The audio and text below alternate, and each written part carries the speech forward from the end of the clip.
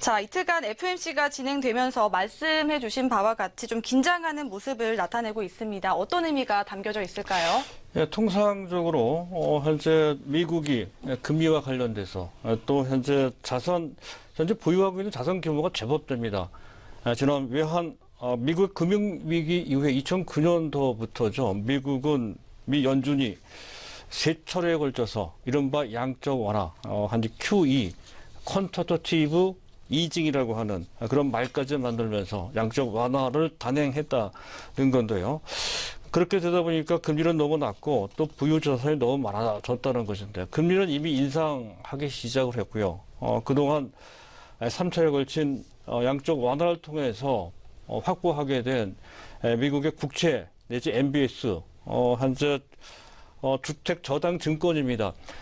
그런 것을 갖고 있는 규모가 무려 4조 5천 달러 정도 된다. 너무 많다는 것이죠. 그래서 그와 관련돼서 이제 정상화한다는 관점에서 이제는 양적 완화와는 정반대의 개념, 양적 긴축 내지 양적 축소, 퀀터터티브 이징이라고 했다면 퀀터터티브 테이퍼링 이런 정도가 적절한 표현 같습니다. 그렇다면 QE와 대별되는 QT라고 표현을 해야 될 것 같다는 판단이 좀 들고요. 어쨌든 현재 양적 완화의 정반대에 양적 긴축 또는 현재 양적 감소, 수축을 한다, 이런 관점으로 봐야 될 것 같습니다. 이것은 그전 현재 금리 인상과는 조금 다른 것이, 금리보다 직접적으로 시중의 유동성, 돈을 회수한다는 뜻이죠. 그래서 시장에 미치는 영향이 만약에 긴장 수위가 높은 상태라면 크게 나타날 수도 있는,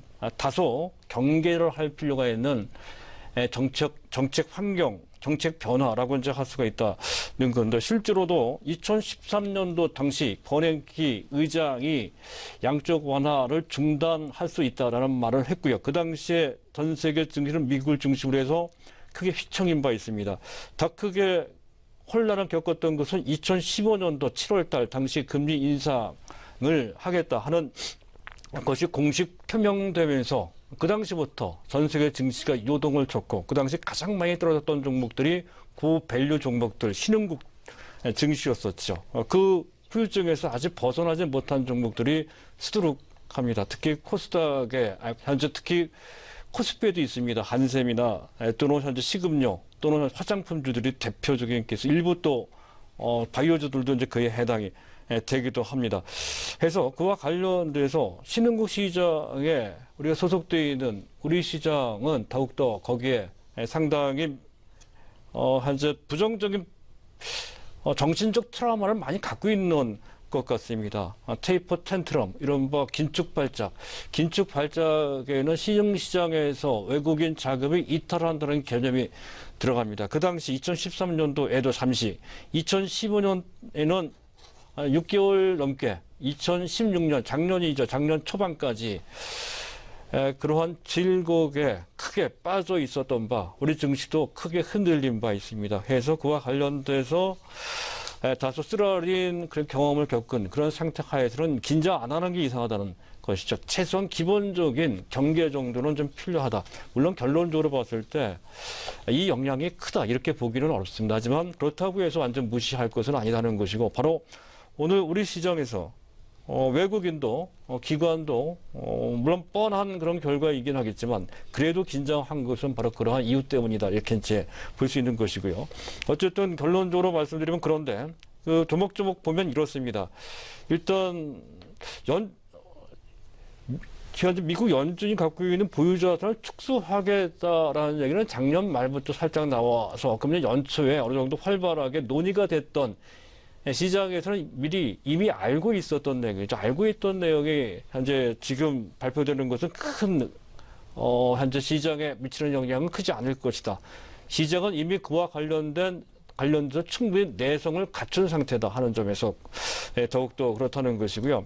또 연준 자체에서도 이 부분과 관련돼서는 충분히 그 충격, 시장에 미치는 부정적인 영향을 최소화시키려고 하는 그런 모습이 역력하게 나타납니다. 꾸준하게 계속해서 그런 내용을 시장에 공표를 함에 따라서 시장이 대응할 수 있는 충분한 소통을 거쳤다 하는 거고요.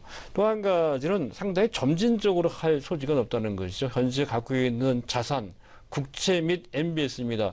만기 이전 그것을 시장에 내다 파는 방식, 매각 방식이 아닌 만기 도래가 된 제한된 국채 내지 MBS를 재투자하지 않는 방식을 선택할 가능성이 상당히 크다는 것이죠. 만약에 전자, 실제로 자산을 매각한다면 다소 시장에 부정적인 영향을 줄 수 있습니다. 하지만 그럴 소지는 상당히 작습니다. 현재 재투자 중단 방식을 선택할 가능성이 있다는 것은 지금 현재 고강도로 긴축을 서두를 필요가 거의 없기 때문에 그렇다는 것이죠. 2004년도 당시 2006년 초반까지 17차례 연속해서 금리를 계속 올린 바 있습니다. 상당히 과격하게 급하게 많이 올렸죠.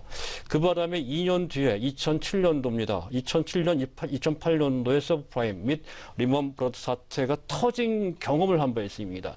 그런 상태에서 현재 급격한 금리 인상을 선택하지 않을 것이고, 또 한 가지는 지금 현재 미국의 물가가 상당히 안정되어 있는, 오히려 목표 물가보다 못 미치는 그런 상태입니다. 물가가 올라가야 될 판입니다. 지금 7월달 개인 소비 지출을 중시한다고 말씀드렸죠. 개인 소비 지출 물가는 1.4%, 작년 동기 대비입니다. 그 정도밖에 되지는 않습니다. 이런 상태에서 현재 고강도 긴축을 단행하지 않을 것이다라는 것이고요. 현재 미국 자산시장 가치에 대해서도 제니 옐런 의장은 그전 시각이 많이 변했습니다. 2014년도 2월달 당시 취임할 때 미국의 자산가치, 특히 주식시장의 현재 수준과 관련돼서 제니 옐런 의장이 이렇게 표현을 했습니다. 화이틀리 하이, 꽤나 높다 이렇게 표현을 했었고요. 그 당시에 다우지수는 16,000포인트입니다.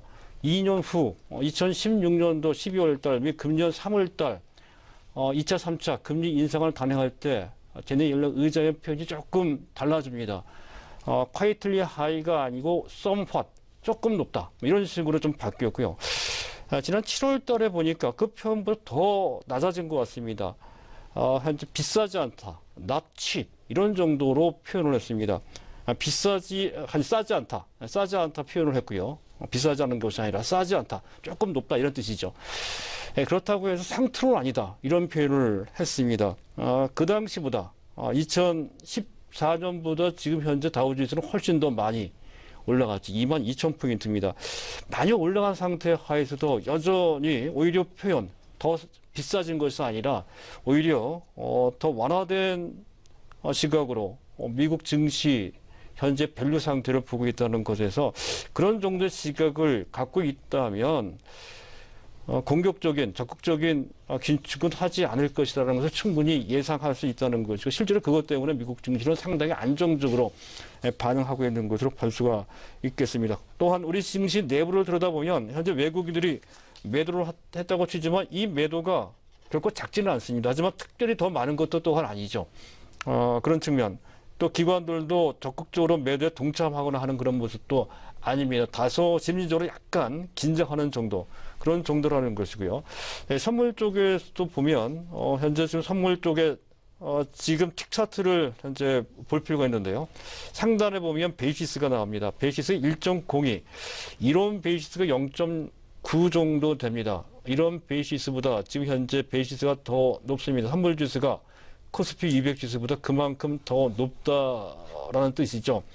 일종의 컨텐고, 정상적인 강세장을 뜻합니다. 그래서 선물시장 참가자들의 심리가 그런 정도를 표현한다는 것이죠. 그렇다고 한다면 전체적인 상황은 다소 경계를 할 필요가 있지만 상황은 나쁘지 않다. 오히려 그것을 끝내고, 즉 FOMC를 끝내고 지수는 전반적으로 특히 오늘 코스닥이 약한 것을 보면 다시 대형주 중심으로 해서 강세장에 나올 가능성이 조금 더 큰 것이 아니냐는 점을 알 수가 있습니다.